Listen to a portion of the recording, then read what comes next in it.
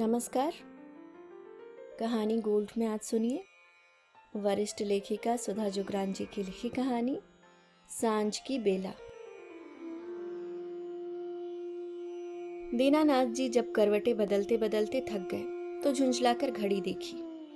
अभी 3:30 ही बज रहे थे। रात भी नहीं कटती। 90 वर्ष की आयु में नींद भी कम हो गई। क्या करें?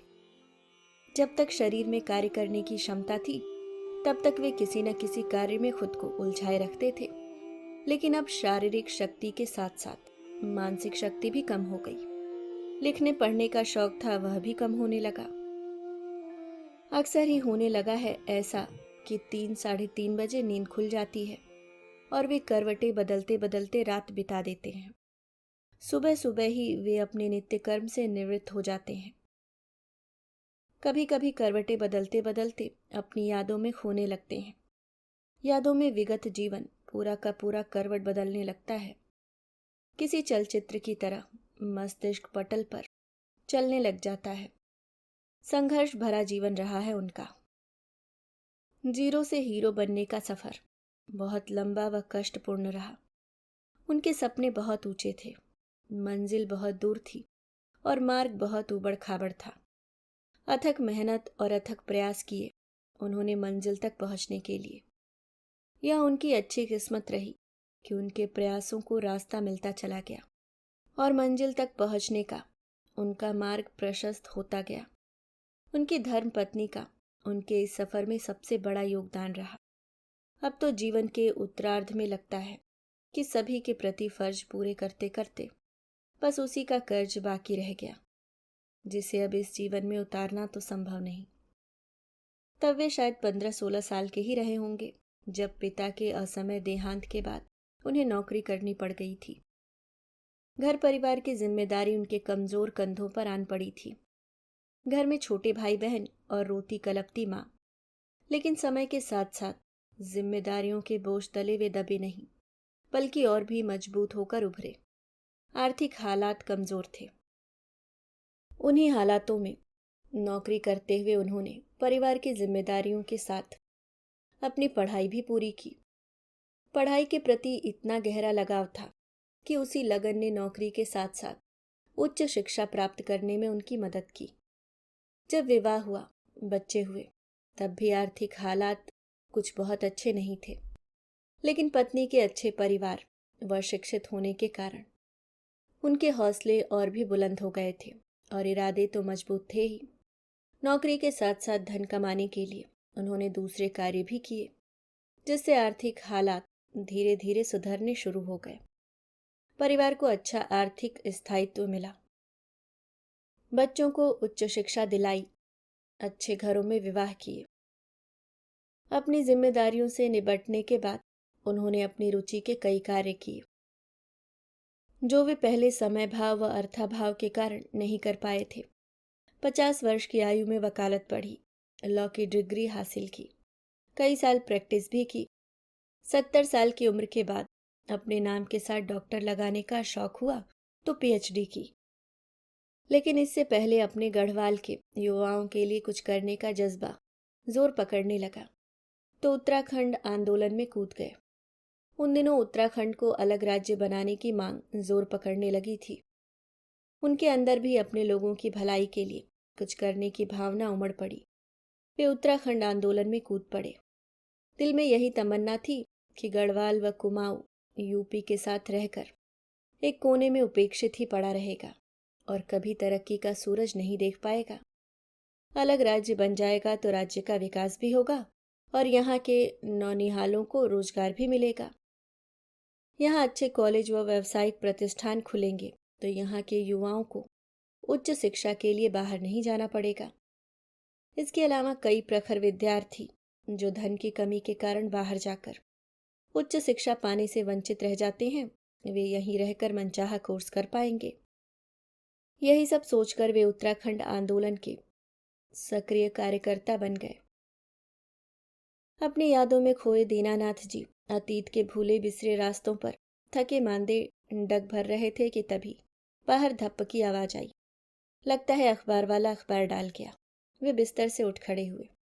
बगल में सो रही पत्नी को जगाकर चाय बनाने के लिए कहा और अखबार उठाने के लिए बाहर चले गए। अखबार वे हमेशा अपनी स्टडी में बैठकर ही पढ़ते थे। आज भी उन्होंने स्टडी में बैठकर अखबार खोला, तभी पत्नी चाय रख गई। वे चाय पीते हुए अखबार पर सरसरी नजर दौड़ाने लगे। मुख पृष्ठ पर देश, दुनिया व राज्य की राजनीति में क्या उथल पुथल मची है, उसके समाचार छपे थे। अंदर के पृष्ठ पर देहरादून के समाचार छपे थे। जगह जगह चोरी, चेन स्नैचिंग, हत्या, नशाखोरी, सेक्स रैकेट, एक्सीडेंट, बादल फटना आदि के समाचार छपे हुए थे। उनका मन खिन्न हो गया। पहाड़ी जीवन और पहाड़ तो वैसे ही दैवीय आपदाओं से भरा पड़ा है। केदार घाटी में आई 2013 की आपदा भला कौन भुला सकता है, जिसके दंश न जाने कितनों के सीनों में चुभे होंगे। न जाने कितने परिवार उस आपदा के दंश को अभी तक झेल रहे होंगे, कितनों के जख्म अभी हरे होंगे।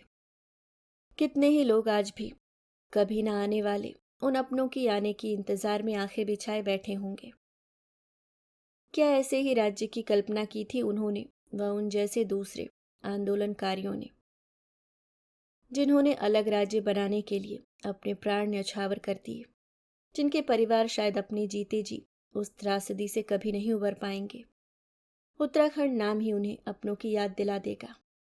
क्या यही है उनके सपनों का उत्तराखंड, जहां रोज हत्याएं होती हैं, नशाखोरी अपना जाल फैला रहा है, आए दिन कहीं न कहीं चोरी हो जाती है, सेक्स रैकेट का भांडाफोड़ होता है। लेकिन यह सब रुकता नहीं, बल्कि और भी बढ़ रहा है।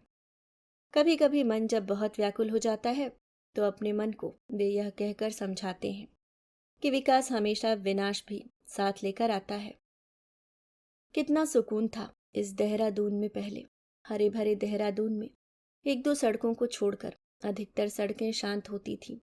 वाहनों का इतना शोर व रेला पेला नहीं रहता था। अपनी खूबसूरती व स्वच्छ आबो हवा के लिए मशहूर देहरादून जैसे जवानी के बाद बुढ़ापे की तरफ अग्रसर हो रहा था, जिसमें अनुभव व संपन्नता तो आई, पर समय ने उसके चेहरे को अनगिनत झुर्रियों व शरीर को अनेकों रोगों से भर दिया था। यह सब देखकर वे दुखी हो जाते थे। क्या यही सब देखने के लिए आहुतियां दी हैं पहाड़ के नौनिहालों ने? बेटी बहुओं की आबरू लूटी। उनका हृदय कसक उठता है। आज भी उत्तराखंड आंदोलन का मंजर उनकी आंखों के सामने ज्यों का त्यों उभर आता है।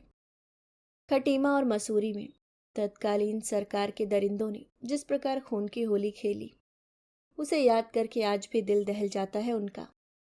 आज भी सिसोना, राममोर तिराहा की वह काली रात व श्रीनगर श्रीयंत टापू कांड के अत्याचारों की दर्दनाक दास्तान उन्हें ज्यों की त्यों याद है। वह 2 अक्टूबर 1994 का दिन था, अहिंसा के पक्षधर महात्मा गांधी जी का जन्मदिन। और वह दिन उत्तराखंड आंदोलनकारियों के लिए सबसे हिंसक दिनों में से एक रहा। भारत सरकार से वार्ता करने के लिए आंदोलनकारियों से भरी अनगिनत बसों ने दिल्ली कूच किया था। मोहंड से आगे सभी बसों को रोककर पुलिस ने गहन तलाशी की थी। सुबह 6 बजे के लगभग सारी बसें रामपुर तिराहा पहुंच गई थी। मुजफ्फरनगर में पुलिस ने बैरिकेड लगाकर सड़क अवरुद्ध कर दी थी। बसों को रोकने का कारण जानने के लिए वे जब कुछ आंदोलनकारियों के साथ आगे गए तो देखा कि बड़ी संख्या में पुलिस फोर्स आंदोलनकारी लड़कों के हुजूम को दौड़ा रही है और बसों के शीशे चकनाचूर कर रही है। उस घटना में उन्होंने खुद बहुत चोट खाई थी और उनके साथ अन्य आंदोलनकारियों ने भी। उनके कंधे की हड्डी में फ्रैक्चर हुआ था। इस बात का उन्हें इतना दुख नहीं था, पर उस घटना में उन्होंने अपने कई युवा बच्चों को गंवा दिया था।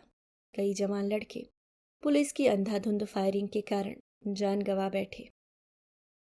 उस घटना का सबसे स्याह पक्ष, जिसने उन जैसे आंदोलनकारियों का हृदय छलनी कर दिया था, राज्य आंदोलनकारी महिलाओं के साथ घोर जघन्य अपराध, जिसको आज भी सोचते हुए उनके बूढ़े शरीर की शिराएं गुस्से से तन जाती हैं। उत्तराखंड के कई होनहार बच्चों सहित कई व्यक्ति उस दिन असमय मौत की नींद सो गए। कई आंदोलनकारियों पर बर्बरतापूर्ण अत्याचार हुए, कई गंभीर तरह से घायल हुए। वे खुद भी कई दिन बाद अपनी चोट से उबर पाए थे। अपनी स्टडी में अकेले बैठे बैठे वे अक्सर पुराने दिनों की याद करते तैश में आ जाते हैं। जानते हैं कि सारी व्यवस्था को वे नहीं बदल सकते हैं, हर इंसान की फितरत को नहीं बदल सकते। अब जीवन संध्या है, वे अपने जीवन में जितना कर सकते थे उन्होंने किया। उनके दिल में बहुत दर्द था अपने पहाड़ी समाज के लिए। कैसे हो पहाड़ का विकास, कैसे जीवन स्तर ऊंचा उठे पहाड़ी लोगों का, कैसे पहाड़ी नौनिहालों को रोजगार उपलब्ध हो। उत्तराखंड बनने के बाद कुछ थोड़ा बहुत रोजगार के अवसर उपलब्ध भी हुए। व्यावसायिक शिक्षा केंद्र कुकुरमुत्तों की तरह खुल गए, लेकिन उनमें से अधिकतर संस्थानों की शिक्षा गुणवत्ता के स्तर पर खरी नहीं उतरती, जिससे इन संस्थाओं से निकलने वाले व्यावसायिक रूप से शिक्षित युवाओं की फौज खड़ी हो रही है। उन्हें सुबह 2 बार चाय पीने की आदत थी। थोड़ी देर में पत्नी दोबारा चाय का कप रख गई। वे धीरे धीरे चाय पीने लगे। चाय पीते पीते उन्हें श्रीनगर श्रीयंत्र टापू कांड की याद आ गई। रामपुर तिराहा कांड के बाद यह तय किया गया कि अब आंदोलन पर्वतीय क्षेत्र में ऐसे स्थान पर किया जाए जहां उत्तराखंड की जनता का जन समर्थन तो मिले ही, पर प्रशासन भी आंदोलनकारियों को सहसा उठा न सके। इसलिए श्रीनगर अलकनंदा नदी के मध्य में श्रीयंत्र टापू पर धरना प्रदर्शन, अनशन, आमरण अनशन का कार्यक्रम प्रारंभ करने के लिए उपयुक्त पाया गया। आंदोलन प्रारंभ करने के लिए 8 अक्टूबर 1995 का दिन तय किया गया। श्रीयंत्र टापू पर अनशनकारी जुटते रहे। दूर दराज के गांव से भी लोग, खासकर महिलाएं, आकर समर्थन में जुटती रहीं। प्रशासन ने श्रीयंत्र टापू से आंदोलनकारियों को उठाने के लिए कमर कस ली।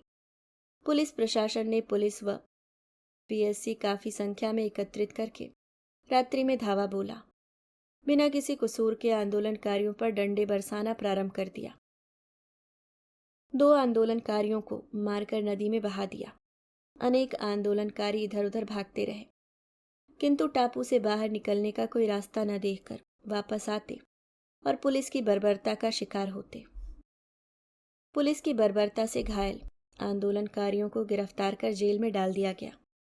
पुलिस के दरिंदों द्वारा बर्बरतापूर्ण मारपीट के बाद उन घायल आंदोलनकारियों के न्यायालय से रिहा होने के बाद जनता द्वारा सम्मानित भी किया गया। दीनानाथ जी खुद भी कई बार जेल गए।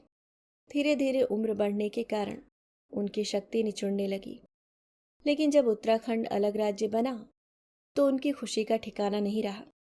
उन्हें लगा जिन्होंने अपनी जानें गंवाई, जिन बहू बेटियों की इज्जत से खिलवाड़ हुआ, जिनके परिवार आज तक भी उस दर्द से उबर नहीं पाए हैं, उनकी आहुतियां बेकार नहीं गईं। अपने ही जीवन काल में अपनी आंखों से वे नन्हे से उत्तराखंड को जन्म लेते व बड़ा होते देखने लगे। लेकिन उत्तराखंड जब एक बिगड़ैल बच्चे की तरह बड़ा होने लगा तो उनका हृदय टूट गया। उनकी नज़र फिर अखबार के उस पृष्ठ पर थम गई जिस पर अनेक दिल तोड़ने वाले समाचार छपे थे। रोज ही छपते हैं, पर पता नहीं आज वे समाचार उनके दिल को कुछ अधिक ही आंदोलित कर रहे थे। उन्होंने धीरे से अपना सिर पीछे कुर्सी पर टिका दिया। राज्य की हो या देश की स्वतंत्रता बिना कीमत दिए व बिना त्याग के नहीं मिलती। जिन्होंने अपनी जानें दी वे इस स्वतंत्रता का उपभोग नहीं कर पाए, लेकिन उन्हें संतुष्टि अवश्य रही होगी कि अपने जीवन का सदुपयोग कर रहे हैं। शेष उस स्वतंत्रता का उपभोग करने वालों पर है कि इसे किस तरह से बचाकर रखते हैं। अपनी सोचों से बाहर आते उन्हें लग रहा था जैसे वे स्वयं ही मीलों की यात्रा करके आए हों। एकाएक उनकी सांसें उखड़ने लगी थीं। वे आंखें बंद कर अपनी उखड़ी हुई सांसों को संयत करने का असफल प्रयास करने लगे। अभी आप सुन रहे थे वरिष्ठ लेखिका सुधा जुगरान जी की लिखी कहानी सांझ की बेला।